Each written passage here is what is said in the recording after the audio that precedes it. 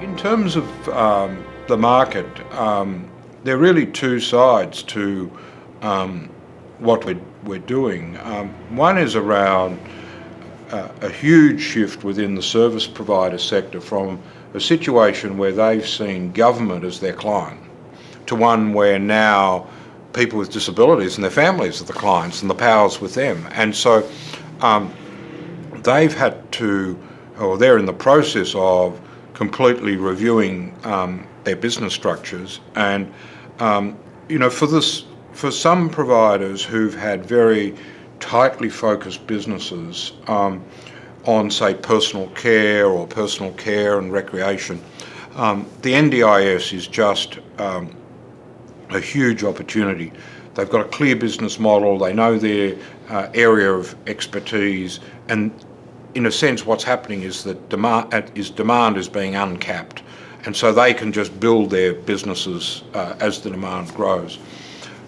Many more traditional disability providers in Australia have had very diverse businesses. They've been involved in residential accommodation across a range of support needs, from mild, from intellectual through to physical, to people with very complex support needs, both medically and behaviourally, to include respite services, to include disability employment services, to include day services, to include early intervention services. And all of a sudden they've got to unpack that business and work out what each bit of it costs, work out how to market it. And so we're doing quite a lot to work with them to help them understand the changing market dynamics. There have been sector development funds that have been made available to provide, to the provider peak body to assist with that. And look, the change is happening, but the issue for us is it changing fast enough, given the impending massive change that's about to take place. And so we're, as the market steward, very focused on that. The other part of it is working with people with disabilities to help them become informed consumers.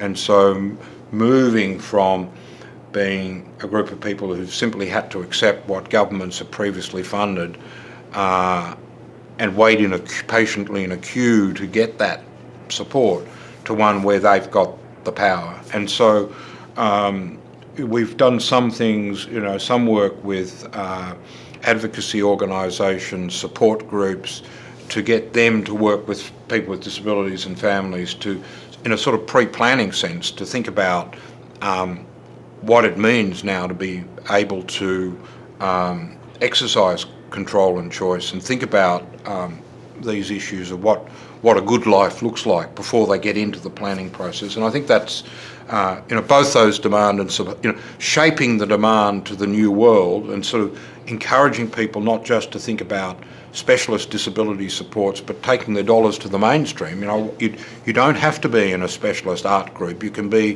use your dollars to be supported in a mainstream art group, or go to the gym rather than go to a specialist support arrangement for people with disability. So it's all getting people to think about all those things that we're trying to encourage as a way of encouraging the market. We're going to be publishing our estimates of where the demand growth is going to be, so that'll enable providers to think about where they might want to expand their businesses. But it's a massive undertaking, and we'll need to monitor that as it goes, to make sure that we don't get either an explosion in prices, which we couldn't afford, or a sharp diminution in quality, which again, we would be too risky.